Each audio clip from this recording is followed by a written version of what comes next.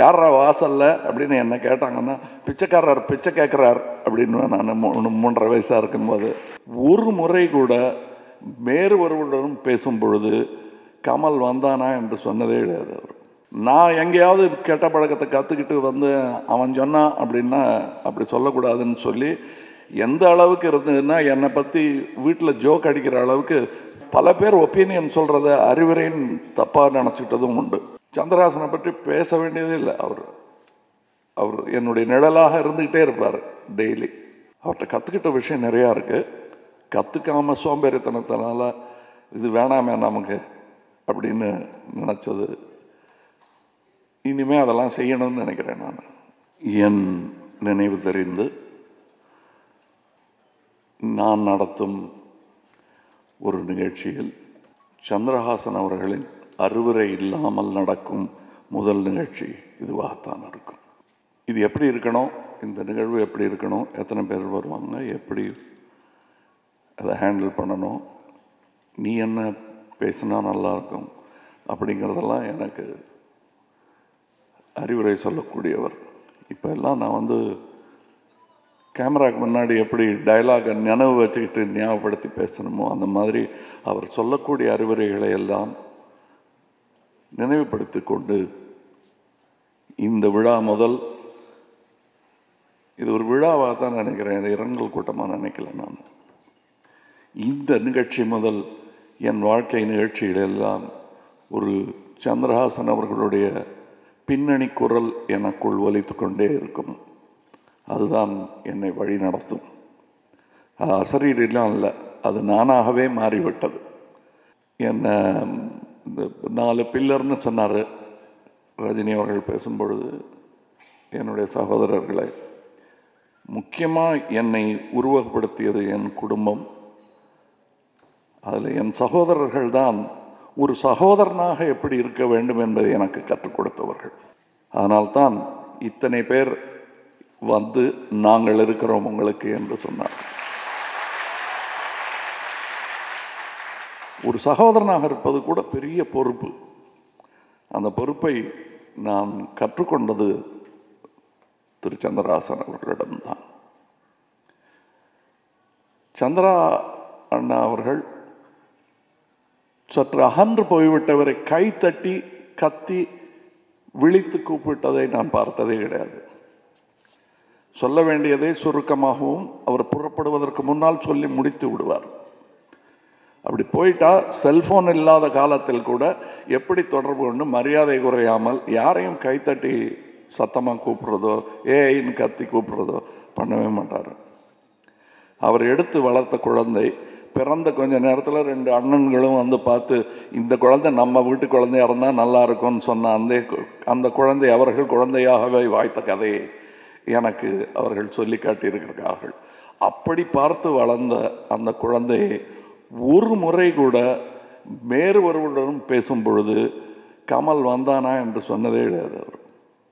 அவரை பார்த்து தான் நான் மரியாதை எப்படி இருக்க வேண்டும் என்பதை தெரிந்து கொண்டேன். ஏன்னா வழக்கமாக சினிமா நடிகர்களை பற்றி நான் 3.5 வயசில் சினிமாவில் நடிக்க வந்தபோது பெரிய பிரயோஜனமாக இருந்தது எங்கள் குடும்பத்தின் மரியாதை தான். ஏன்னா வழக்கமாக சினிமாக்காரங்களை பற்றி சொல்லும்போது அவன் நடித்தான், வந்தான், போனான், முதல் மந்திரியாக இருந்தாலும் காந்தியாக இருந்தாலும் நேருவாக இருந்தாலும் அவன் நல்லவையா அப்படின்னு ஒருமையில் பேசும் ஒரு அது உரிமையா அல்லது ஒருமையாக தெரியாது. அது எங்கள் வீட்டில் இருந்ததே கிடையாது.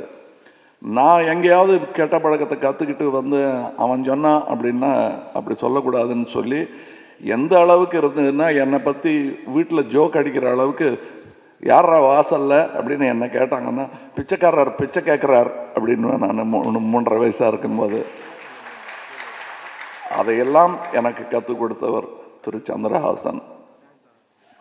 ஆரம்பத்தில் அதட்டியும் மிரட்டியும் கற்றுக் கொடுத்தது பிற்பாடு இவர்கள் சொன்னது போல் அறிவுரைகளாகவே வந்தது. அவருடைய அறிவுரைகள் எல்லாம் ஒரு ஒப்பீனியனாகவே வந்தது எனக்கு. அதனாலேயே நான் பல பேர் ஒப்பீனியன் சொல்கிறத அறிவுரைன்னு தப்பாக நினச்சிக்கிட்டதும் உண்டு.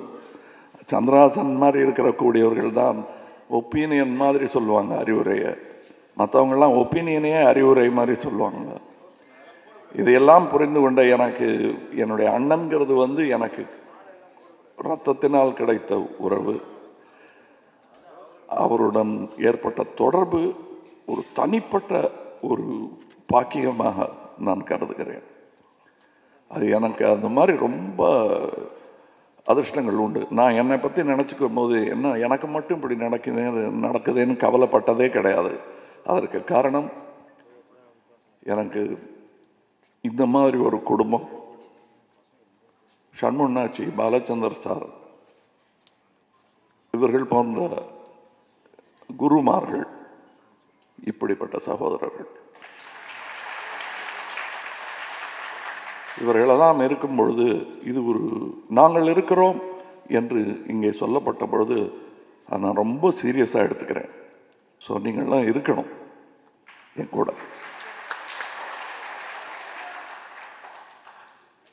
இதே அன்பை என்னால் திரும்பி தர முடியும் என்ற நம்பிக்கையை, அன்பை எனக்கு கற்றுக் கொடுத்தவர் அவர். இன்னும் நிறையா பேசலாம், பட் என்னுடைய வாழ்க்கையில் என்னை பாதித்தவர்களை பற்றி தினம் ஒரு முறை பேசுவேன். ரவிக்குமார் அவர்களுக்கு தெரியும். திரு பாலச்சந்தர் அவர்களை பற்றி அவர் என் கூட ஷூட் பண்ண எல்லா நாள்லையும் ஒரு வாட்டியாவது பேசியிருப்பார். நாகேஷை பற்றி, சந்திரஹாசனை பற்றி பேச வேண்டியதே இல்லை. அவர் என்னுடைய நிழலாக இருந்துகிட்டே இருப்பார் டெய்லி. இயற்கை அவரை எடுத்துக்கொண்டது.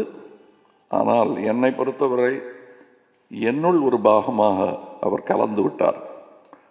எனக்கு இது இருந்தவரை அனுபவித்ததையும் பெற்றதையும் கற்றதையும் நான் இருக்கும் வரை அனுபவிக்கத்தான் போகிறேன். அந்த சந்தோஷத்துடன் நான் வாழ்கிறேன் தொடர்ந்து. இந்த நிகழ்ச்சிக்கான ஏற்பாட்டை கூட அவர் முன்னேற்பாடாக எனக்கு இது நடக்கும், அப்போ என்ன பண்ண போகிறேன்றதெல்லாம் சொல்லணுன்ற எல்லாம் லிஸ்ட்டு போட்டு பேசியிருக்கோம் நாங்கள். சந்திரஹாசன் அவர்கள் 5 ஸ்டார் ஹோட்டலில் தங்காதவர். ஒருவேளை அவர் திரு ஸ்ரீனிவாசன் அவர்களின் மகனாக இருந்ததுனால இருக்கலாம். எங்கள் அப்பா ஃபஸ்ட் கிளாஸ்லேயோ பிளேன்லேயோ வரமாட்டார். கேபி ட்ராவல்ஸ்னு ஒரு பஸ் வரும், அதில் தான் வருவார். அவருடைய மகன் இவரும் அப்படி தான் வாழ்ந்தார். மற்றவங்களுக்கு என்ன டிக்கெட் போடுறாங்க அதெல்லாம் பற்றி ஒன்றுமே கிடையாது. சந்திரஹாசன் அந்த மாதிரி ஹோட்டலில் தான் தங்குவார். எப்பவுமே அவர் தன்னை இந்த லெவல்லையே இருக்கணுங்கிற மாதிரி. இன்னொரு சின்ன விஷயம் அது சொல்லணும், அது எனக்கு பெருமையாக இருக்கு. எங்கள் அண்ணனுக்கு தனியாக லாண்ட்ரி கிடையாது. அவரை துணியை அவரே துவைத்துக் கொள்வார்.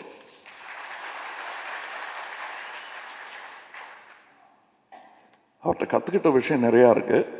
கற்றுக்காமல் சோம்பேறித்தனத்தினால இது வேணாமே நமக்கு அப்படின்னு நினச்சது. இனிமேல் அதெல்லாம் செய்யணும்னு நினைக்கிறேன் நான். அவருக்கு பாட தெரியும், சமைக்க தெரியும், துணி துவைக்க தெரியும். இதில் பல விஷயங்கள் எனக்கு தெரியாது. அந்த மாதிரி எப்படி இது என்னதுக்கு பண்ணுறீங்க அப்படின்னு கேட்டால், உனக்கு தெரியுமா, ராஜாஜி காலையில் சிஎம்மாக இருக்கும்போது காலையில் துணி துவைச்சிட்டு தான் போவார். அதுக்கு ஒரு அரை மணி நேரம் ஒதுக்க முடியும், டைம் இல்லைன்னு மட்டும் சொல்லாதே என்று சொல்லி கொடுத்தவர். இன்னும் நிறையா இருக்குது. அதையெல்லாம் என் வாழ்க்கையில் ஒரு முயற்சியாக இனிமேல் தான் நான் செய்ய வேண்டும். அண்ணன் இல்லாத இந்த வாழ்க்கை கொஞ்சம் கஷ்டமாக தான் இருக்கும். ஆனால் அதற்கான பயிற்சியை எனக்கு கொடுத்து விட்டு சென்றிருக்கிறார். அந்த முயற்சியை நான் செய்வதற்கு உறுதுணையாக இருப்பேன் என்று நீங்கள் கொடுத்த உறுதி என் மனதை உறுதிப்படுத்துகிறது. இந்த சாகிறதுங்கிறதும் பிறக்கிறதுங்கிறதும் எல்லாரும் பண்ணலாம், பண்ணியே ஆகணும். ஆனால் எப்படி இருந்தோம் என்பதை மற்றவர்கள் சொல்லி காட்டும்படி வாழ்ந்து போவது என்பது பெரிய விஷயம். என்னால் அதை செய்ய முடிகிறதா என்று முயல்கிறேன். வணக்கம்.